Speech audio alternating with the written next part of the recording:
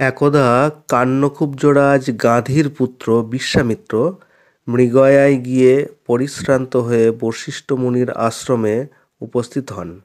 বশিষ্ঠ তাকে পিপাসার্ত ও ক্ষুধার্ত দেখে কিছু খাদ্য পানীয় ও উপহার দেবার জন্য কামধেনু নন্দিনীকে আহ্বান করেন।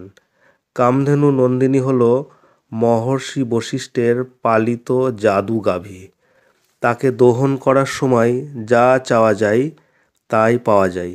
মহর্ষি বশিষ্ঠ রাজতিথি বিশ্বামিত্রের পরিচর্যার জন্য কামধেনুকে দোহন করার সময় দুধ, ঔষধি, টক মিষ্টি নানা স্বাদের খাবার, চর্বচোষ্য লেহ পেয়, নানা উপাদেয় খাদ্য, মূল্যবান রত্ন, বিভিন্ন রকম বস্ত্র প্রভৃতি আশ্চর্য দ্রব্য সকল লাভ করলেন। এই ঘটনায় বিশ্বামিত্র অবাক হলেন। যে কোনো উপায়ে তিনি বশিষ্ঠের এই জাদুগাভী লাভ করার জন্য চঞ্চল হয়ে উঠলেন। তিনি বশিষ্ঠকে লক্ষ লক্ষ গরু দান করার প্রতিশ্রুতি দিয়ে কামধেনুকে পাওয়ার জন্য প্রার্থনা করলেন। তাতে কাজ না হওয়ায় নিজের সম্পূর্ণ রাজ্য পর্যন্ত তাকে দিতে চাইলেন। অবশেষে কোনো পথেই যখন কামধেনুকে লাভ করা সম্ভব হলো না, তখন বলপ্রয়োগ করে তা ছিনিয়ে নিতে চাইলেন। বশিষ্ঠ সব কিছু দেখেও নিরুপায় হয়ে বসে রইলেন। প্রচণ্ড ব্রহ্মতেজ থাকা সত্ত্বেও তিনি নিশ্চেষ্ট হয়ে রইলেন। এদিকে বিশ্বামিত্রের সৈন্যদের হাতে কামধেনুর নিরীহ বাচ্চা অকারণে মার খেয়ে যন্ত্রণায় কাতরাতে লাগল। কামধেনু আশ্রম ছেড়ে যেতে না চাওয়ায় তাকেও নানাভাবে আঘাত করে ক্ষতবিক্ষত করা হলো। কামধেনুর নিজের কষ্ট, বাচ্চার যন্ত্রণা ও আশ্রম ছেড়ে যাবার দুঃখে মরিয়া হয়ে বশিষ্ঠকে বারবার অনুনয় করতে লাগল বিশ্বামিত্রের হাত থেকে তাদের রক্ষা করার জন্য। কিন্তু মহর্ষি বশিষ্ঠের একটিই কথা, ক্ষত্রিয়ের বল তেজ, ব্রাহ্মণের বল ক্ষমা। আমি ক্ষমাপরায়ণ ব্রাহ্মণ হয়ে কি করে তোমাকে সাহায্য করতে পারি? তখন অভিমানী নন্দিনী বশিষ্ঠকে বলল, হে ভগবান, আপনি তাহলে আমাকে ত্যাগ করলেন? যদি আমাকে ত্যাগ করেন তাহলে অন্য কথা, কিন্তু যদি ত্যাগ না করেন তবে আমাকে আশ্রম ছেড়ে কোনো শক্তিই নিয়ে যেতে পারবে না। বশিষ্ঠ কাতর স্বরে বললেন, হে নন্দিনী, আমি তোমাকে ত্যাগ করতে চাই না। যদি সমর্থ হও তবে আমার এই আশ্রমেই থেকে যাও।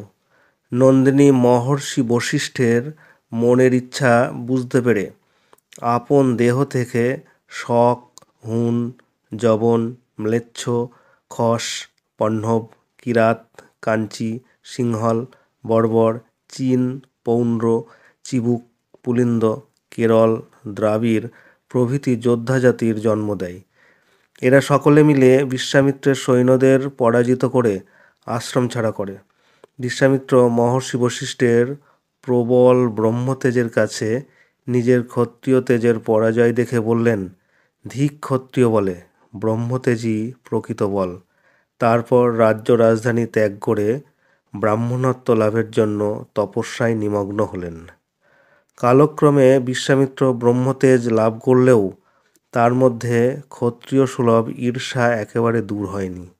বিশেষ করে বশিষ্ঠ মুনির প্রতি তার ঈর্ষা ছিল প্রবল। এই ঈর্ষা থেকেই তিনি রাক্ষস কলেবর প্রাপ্ত রাজা কল্মষপাদকে দিয়ে বশিষ্ঠের শতপুত্রকে ভক্ষণ করান। বিশ্বামিত্রের চক্রান্তে বশিষ্ঠের শতপুত্র বিনাশে মহর্ষি বশিষ্ঠ এতটাই ভেঙে পড়েন যে তিনি আত্মহত্যা করে জীবন বিসর্জন করতে মনস্থির করেন।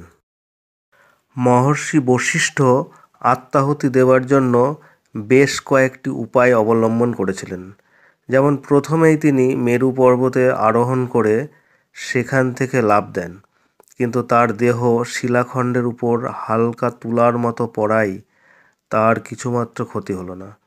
দ্বিতীয়বারে তিনি গভীর জঙ্গলের মধ্যে জ্বলন্ত আগুনে আত্মাহুতি দেন, কিন্তু আগুনের লেলিহান শিখাও তার কাছে মাথা নত করে তার দেহকে অক্ষত রাখে। তৃতীয়বারে গলায় পাথর বেঁধে সাগরে ঝাঁপ দেন, কিন্তু সর্বগ্রাসী সমুদ্রও তার পবিত্র দেহকে তীরে এনে আত্মহত্যায় বাধা দেয়।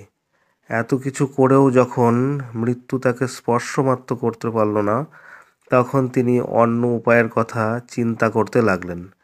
একসময়ে উদ্দাম বেগে প্রবাহিত বর্ষার খরস্রোতা ভরা নদী দেখে তিনি সেই নদীতে আত্মাহুতি দেবার জন্য নিজেকে দড়ি দিয়ে শক্ত করে বাঁধলেন এবং সবেগে তাতে ঝাঁপ দিলেন।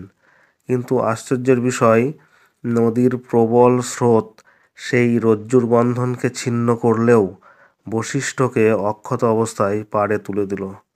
অবশেষে অসংখ্য কুমিরে পূর্ণ ভয়ঙ্কর হৈমবতী নদীতে লাফ দিলেন। কিন্তু সেই নদী ব্রাহ্মণের প্রচণ্ড তেজ সহ্য করতে না পেরে শতধারায় বিভক্ত হয়ে গেল এবং মহর্ষি বশিষ্ঠের দেহকে অক্ষত অবস্থায় ডাঙায় নিক্ষেপ করল। আত্মাহুতির সমস্ত চেষ্টা বিফল হলে মহর্ষি বশিষ্ঠ জ্যেষ্ঠ পুত্রবধূ অদৃশ্যন্তীর অনুরোধে আশ্রমে প্রবেশ করলেন। পুত্রবধূর সঙ্গে আশ্রমে প্রবেশের সময়ে তিনি নিখুঁত তাল, লয় ও বিশুদ্ধ উচ্চারণে সুমধুর বেদগান শুনতে পেলেন। অবাক হয়ে অদৃশ্যন্তীকে জিজ্ঞাসা করে জানতে পারেন, অদৃশ্যন্তীর গর্ভে বশিষ্ঠের মৃত জ্যেষ্ঠ পুত্র শক্তির যে সন্তান বৃদ্ধি পাচ্ছে, সেই এমন বেদগান গাইছে। এই সংবাদে মুহূর্তের মধ্যে বশিষ্ঠের সমস্ত দুঃখ দূর হয়ে যায় এবং আত্মহত্যার সংকল্পও চিরতরে মন থেকে মুছে ফেলেন। এখন ভবিষ্যৎ বংশধরের আগমন কামনায় তার মন উৎফুল্ল হয়ে ওঠে। ভিডিওটি ভালো লাগলে অবশ্যই লাইক, শেয়ার এবং সাবস্ক্রাইব করবেন।